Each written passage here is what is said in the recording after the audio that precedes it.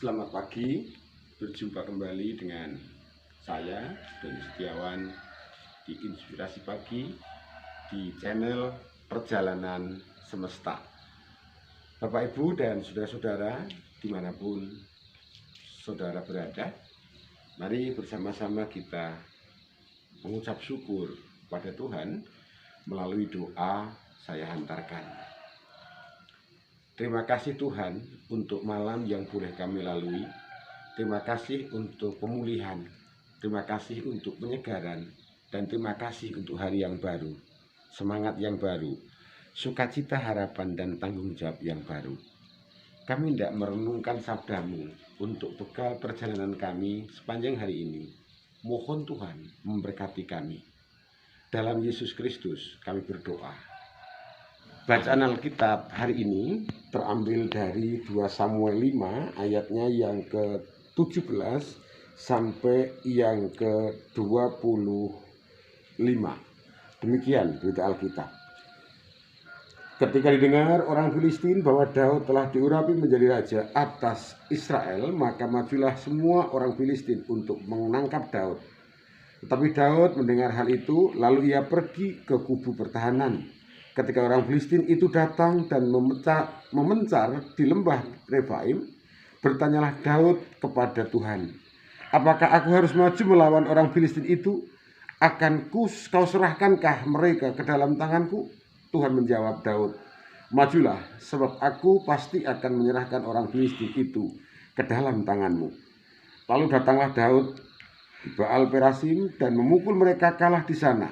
Berkatalah ia, Tuhan telah menerobos musuhku di depanku seperti air menerobos. Sebab itu orang menamakan tempat itu Baal Perasim.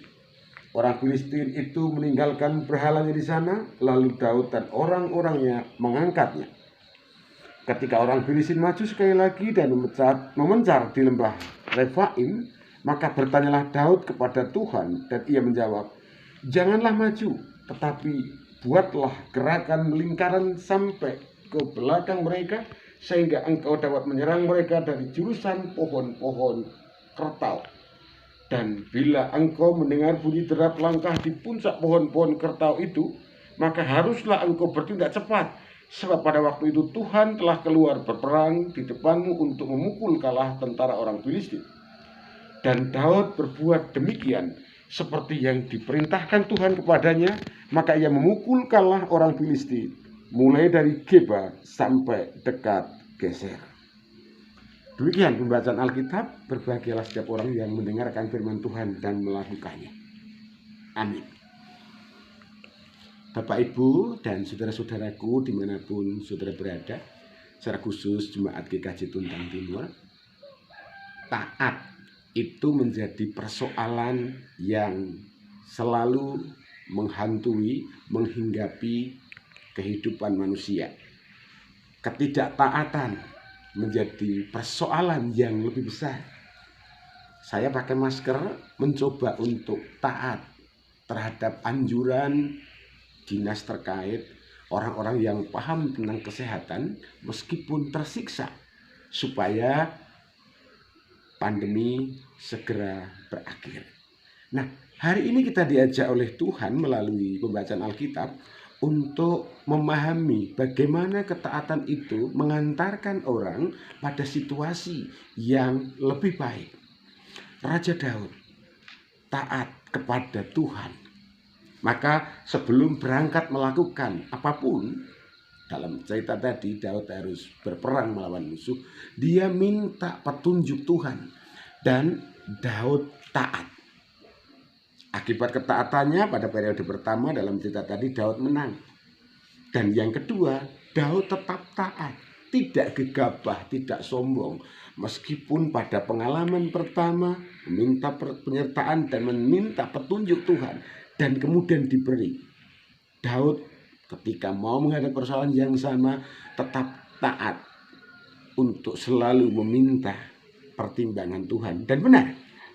Dari bacaan tadi di 2 Samuel 5 ayat 17-25 kita bisa melihat pada periode kedua atau pada bagian kedua, ketika Daud harus kembali menghadapi orang Filistin di tempat yang berbeda, Daud tidak lupa Daud tetap taat untuk meminta pertimbangan Tuhan.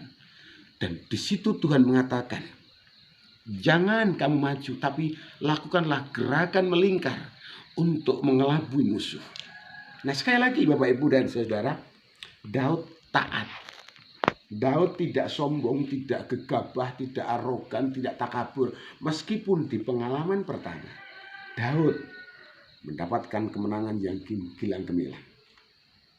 Daud taat untuk selalu meminta petunjuk Tuhan, dan Daud taat untuk melakukan apa yang Tuhan kehendaki. Nah, Bapak Ibu dan Saudara, mari kita belajar ketaatan dari Raja Daud. Taat manakala harus melakukan, atau taat manakala tidak harus melakukan. Dan ini menjadi persoalan dalam kehidupan kita. Seringkali kita tidak taat atau kita melanggar karena pengalaman dan karena sesuatu yang lain. Oleh karena itu, mari ketika kita harus berjuang bersama menghadapi gelombang serangan pandemi COVID-19, kita taat kepada Tuhan melalui aturan-aturan yang ada. Pagi ini saya mencoba taat dengan memakai masker. Berat nih, Mas. Tetapi bagaimanapun harus kita perjuangkan. Karena melalui Alkitab hari ini, hanya dengan ketaatanlah apa yang menjadi harapan kita, tujuan kita, kebutuhan kita akan diberikan Tuhan. Selamat pagi, Tuhan memberkati. Amin. Mari kita akhiri renungan pagi, inspirasi pagi di channel Perjalanan Semesta hari ini dengan berdoa. Tuhan, terima kasih karena pagi ini Engkau memberikan pembelajaran kepada kami tentang bagaimana taat untuk kehidupan kami. Taat kepadamu kapan harus melakukan dan kapan tidak harus melakukan. Tolonglah kami untuk hari ini, apapun persoalan pergumulan kami, dimanapun keberadaan kami, untuk kami taat. Seperti Raja Daud, taat untuk melakukan dan taat untuk tidak melakukan. Karena hanya dengan ketaatanlah kami akan sampai dalam perjalanan kehidupan kami sesuai dengan kehendak Tuhan. Di dalam nama Tuhan Yesus Kristus kami berdoa. Amin. Demikian sapaan inspirasi pagi di channel Perjalanan Semesta. Jangan lupa untuk like, subscribe, dan juga bagi atau dibagikan kepada siapapun, supaya jikalau saudara-saudara merasa terberkati, tidak terlalu pelit untuk membagi berkat itu.